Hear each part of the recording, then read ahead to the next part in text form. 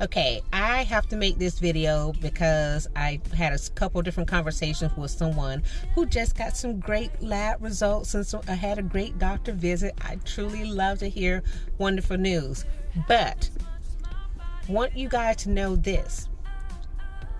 Sometimes when you go to have labs drawn, you have to remember the people drawing your labs are phlebotomists. They are not the technologists who perform the test. Most of the time at most places, if you go into LabCorp and Quest, they have phlebotomists drawing.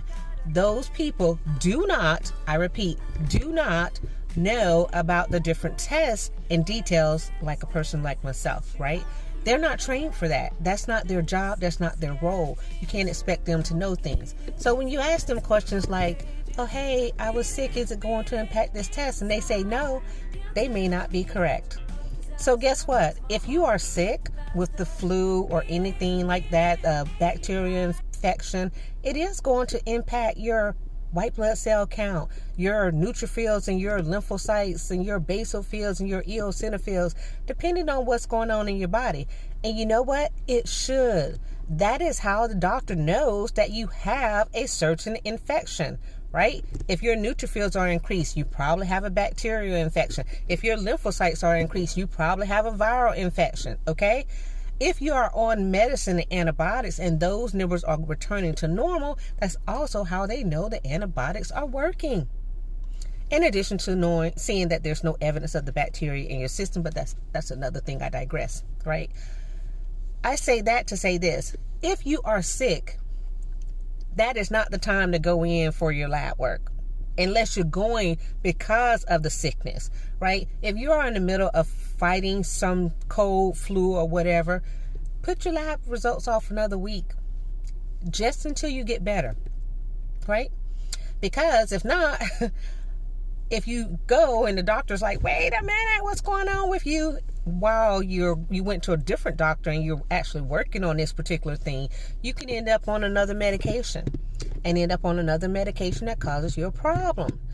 Again, if you had my health tracker book, you would also be able to take all your questions to each doctor, and especially if you're going to 4 doctors because you have cancer, kidney disease, and a regular primary care, you end up having to see these different doctors for these different things, and they don't talk to each other and they don't look at labs from one to the next. You need to be able to tell them what's going on, right? Call your doctor and say, hey, can I put my appointment off a week? I have the flu. I have COVID. I have something. Okay? I just started this new medication and it's making me feel a certain kind of way. Can I stop for 1 week? It's very important because you do not want to get erroneous labs knowing that most of what the doctor does for you or how they treat you, how they take care of you, 80% of what they do is based on your lab work. The rest of it is based on what they see when you present with them, what they see from other things like your radiology results, other exams they do for you, things of that nature.